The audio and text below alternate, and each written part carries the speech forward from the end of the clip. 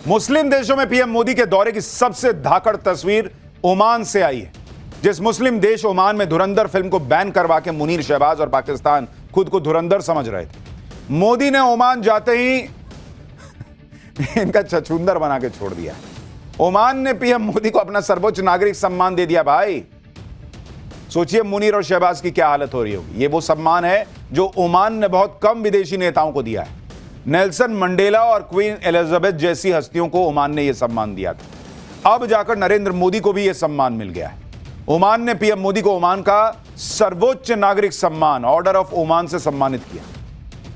खुद ओमान के सुल्तान हैथम बिन तारिक ने पीएम मोदी को सर्वोच्च सम्मान से सम्मानित किया। आप देखिए कि पीएम मोदी को बैक टू बैक 2 दिन में 2 सर्वोच्च सम्मान मिले। आपको क्या लगा खाली पाठशाला को सम्मान मिल रहा है? देश का भी सम्मान बढ़ रहा है। पीएम मोदी को देखिए क्या सम्मान मिला है। इससे पहले इथियोपिया ने भी पीएम मोदी को सर्वोच्च सम्मान दिया था। कुल मिलाकर अब तक करीब 29 देश पीएम मोदी को सर्वोच्च सम्मान दे चुके हैं और यह अपने आप में एक रिकॉर्ड जैसा है। और ऐसा जलवा दुनिया में किसी और नेता का इस वक्त तो नहीं दिखता। इसलिए यह एक तस्वीर पाकिस्तान के लिहाज से बहुत इंपॉर्टेंट है। क्यों, अभी आगे बताऊंगा। जिस ओमान ने पीएम मोदी को सर्वोच्च नागरिक सम्मान दिया, वो ओमान कोई एक ऐसा वैसा देश नहीं है बॉस, कोई ऐरा गहरा देश नहीं है। ओमान सबसे अमीर मुस्लिम देशों में ओमान का नाम आता है। ओमान वो देश है जिसकी करेंसी के सामने डॉलर भी पानी भरता है। अगर आप देखिएगा कि ओमान की करेंसी की क्या हालत है, ये ओमान की करेंसी, वहां की हालत देखिए आप। रियाल चलता है वहां। एक रियाल इज इक्वल टू 2.6 डॉलर, यानी दुनिया में चलता है कि $1 के हिसाब से आपके करेंसी का क्या रेट हुआ। वहां रियाल जो है वो 2.6 डॉलर का एक रियाल पड़ता है बॉस। इतनी ही उसके करेंसी की वैल्यू है। वहां तेल और गैस का भंडार है रियाल के अंदर, माफ कीजिएगा ओमान के अंदर। हाई इनकम कंट्री है और इनकम टैक्स है ही नहीं। इनकम टैक्स नहीं है क्योंकि इतना पैसा है तो सबसे इनकम टैक्स लेना छोड़ा हुआ है कि चलो ऐसे ही हो जा रहा है काम। आप ये भी देखिए कि पीएम मोदी अपना ओमान का दौरा पूरा करके जब लौटने लगे तो ओमान के डिप्टी पीएम एयरपोर्ट पर ड्रॉप करने आए। मुस्लिम कंट्री के डिप्टी पीएम ने नमस्ते की मुद्रा में हाथ जोड़ के पीएम मोदी को विदा किया कि चलिए ठीक है, आए, बहुत अच्छा लगा, नमस्ते। ये तस्वीर अपने आप में बहुत कुछ कहती है। इससे पहले जब पीएम मोदी ओमान दौरे पर आए थे तो भी रेड कारपेट बिछाकर पीएम मोदी का तगड़ा स्वागत हुआ। उससे पहले जॉर्डन गए हुए थे। जॉर्डन में खुद जॉर्डन के क्राउन प्रिंस ने पीएम मोदी के लिए कार ड्राइव की थी। जॉर्डन के क्राउन प्रिंस खुद कार चलाकर पीएम मोदी को एयरपोर्ट छोड़ने गए थे। इतना ही नहीं, जॉर्डन के क्राउन प्रिंस तो रनवे पर तब तक खड़े रहे जब तक पीएम मोदी प्लेन में चढ़ गए। पीएम मोदी के ओमान दौरे की एक एक तस्वीर वायरल हो रही है। जब पीएम मोदी ओमान पहुंचे, उन्होंने कान में कुछ ऐसा पहना हुआ था जिसको लोग कुंडल बताने लगे कि अरे मोदी जी ओमान गए तो कुंडल पहन लिए। सोशल मीडिया पर चर्चा होने लगी कि पीएम मोदी ने कुंडल पहने हुए हैं। पीएम मोदी ने यह कुंडल पहना है, क्या पहना है, यह सब चर्चा होने लगी। बाद में जाके क्लियर हुआ कि कुंडल उंडल नहीं पहने थे। उनके कान के पीछे यहां पे ईयर पीस लगा हुआ है। यह एडवांस्ड ईयर पीस ट्रांसलेशन में मदद करता है क्योंकि पीएम मोदी जो बोल रहे हैं, ओमान के नेता जो बोल रहे हैं, दोनों के बीच जो है वो एक तारतम्यता बनी रहे। तो पीएम मोदी देखिए कान के पीछे वो ट्रांसलेटर लगाए हुए हैं, तो वो रियल टाइम ट्रांसलेट करके बता रहा है कि पीएम मोदी को वो क्या बोल रहे हैं और फिर पीएम मोदी जो उनसे बात कर रहे हैं। तो ये कुंडल नहीं था। मुस्लिम देश ओमान ने पीएम मोदी के स्वागत में कोई कमी नहीं रखी। ओमान में पीएम मोदी के स्वागत में भारतीय कलाकारों ने प्रस्तुति दी जिसे पीएम मोदी ने भी बहुत ध्यान से देखा।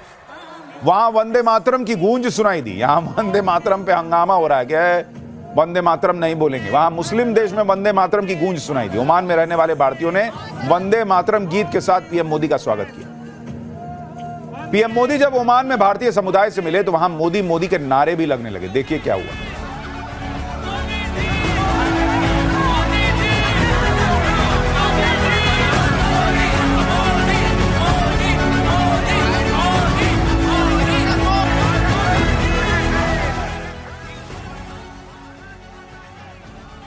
ओमान में पीएम मोदी ने भारतीय समुदाय को भी संबोधित किया। जिस हॉल में पीएम मोदी का कार्यक्रम था, भाई ठसाठस भरा हुआ था, खचाखच भरा हुआ था। पीएम मोदी से मिलने, उनके साथ सेल्फी लेने की होड़ लग गई। एक फोटो सर मेरे साथ, एक फोटो मेरे साथ, देख रहे हैं, पूरा एकदम खच खच भरा हुआ है। पीएम मोदी के लिए भारतीय समुदाय में जबरदस्त क्रेज दिखा।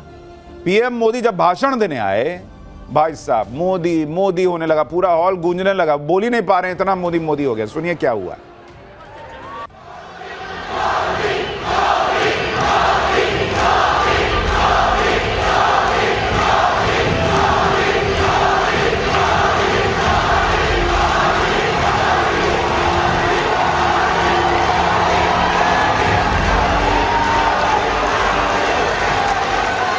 नमस्ते।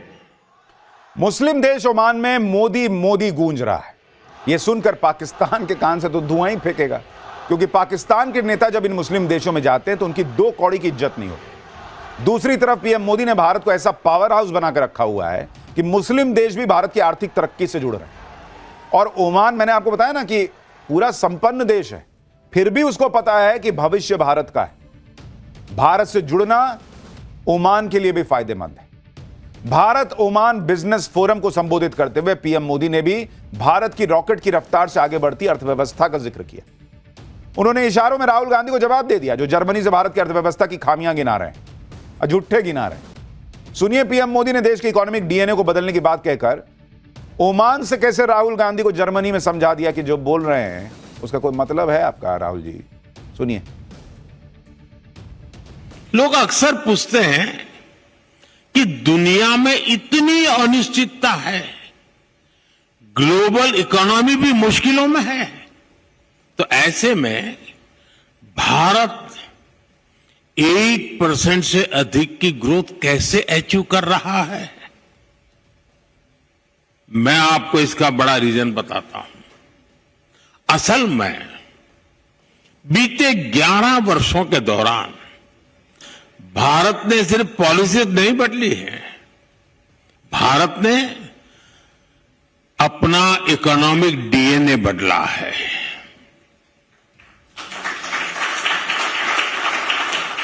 अब हम मैन्युफैक्चरिंग को आईटी की ताकत के साथ जोड़ रहे हैं और इसके पीछे की सोच वसुधैव कुटुंबकम से ही प्रेरित है। ओमान दौरे पर पीएम मोदी ने वो डील भी कर डाली जिसके लिए 2 साल से बातचीत चल रही है। आज पीएम मोदी और ओमान के सुल्तान की मौजूदगी में दोनों देशों के बीच फ्री ट्रेड एग्रीमेंट हो गया। भारत के व्यापार को बढ़ाने के लिए पिछले 6 महीने में पीएम मोदी ने यह दूसरा फ्री ट्रेड एग्रीमेंट किया है। इससे पहले यूके से ऐसी डील हो चुकी है। दोनों देशों के बीच हुए फ्री ट्रेड एग्रीमेंट से दोनों देश बिना टैक्स के एक दूसरे के मार्केट को एक्सेस कर सकते हैं। इससे व्यापार और निवेश बढ़ता है, दोनों देशों को फायदा होगा। भारत और ओमान के बीच आज कॉम्प्रिहेंसिव इकोनॉमिक पार्टनरशिप एग्रीमेंट हुआ है। यह समझौता गल्फ इलाके में भारत की मौजूदगी को मजबूत करेगा। खास बात यह है कि ओमान ने अपने 98% से ज्यादा सामान पर भारत से आने वाली चीजों पर ड्यूटी जीरो कर दी है, जैसे कपड़े, जूते, ज्वेलरी, मशीनरी, दवाइयां और गाड़ियां। इसके अलावा ओमान ने भारत के लिए अपना सर्विस सेक्टर भी खोल दिया। सर्विस सेक्टर में 127 क्षेत्र ऐसे हैं जहां भारत को पहले से ज्यादा मौका मिलेगा, जैसे computer, business, education, health. Bharat ने ओमान से आने वाले 78% सामान पर टैरिफ भी कम किया है, लेकिन दूध, चाय, रबर, सोना, चांदी जैसी चीजों को बाहर रखा है। ओमान में भारतीय प्रोफेशनल्स के लिए आसानी होगी। ओमान में जो भारतीय कंपनियां काम कर रही हैं वो अपने यहां 50% स्टाफ अब इंडिया से रख सकती है। पहले ये लिमिट 20% की थी। भारतीय कंपनियों को ओमान में 100% इन्वेस्टमेंट की इजाजत मिल गई है। इसी तरह 4 ऐसे सेक्टर हैं जिसमें ओमान ने पहली बार किसी देश को ट्रेड करने की इजाजत दी है। पहली बार। ओमान ने इससे पहले साल 2006 में अमेरिका के साथ इस तरह की डील की थी। आप यह भी देखिए कि ओमान के साथ पीएम मोदी ने जो डील की उसमें भारत के किसान और छोटे व्यापारियों के हितों की रक्षा के लिए इस डील से कुछ सेक्टर्स को बाहर रखा गया। इसमें agriculture product, dairy items, gold, silver, footwear, खेल का सामान सब शामिल है कि भाई इसमें नहीं घुसिए आप।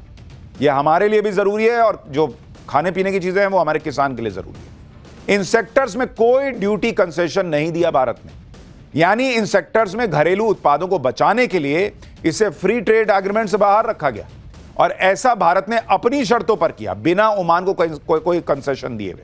इसके अलावा ओमान ने भारत को मार्बल के मामले में बड़ी छूट दी। एक्सपोर्ट बैन के बावजूद भारतीय कंपनियों को ओमान ने यह छूट दी है कि वो ओमान से मार्बल ब्लॉक्स मंगवाकर खरीद सकते हैं।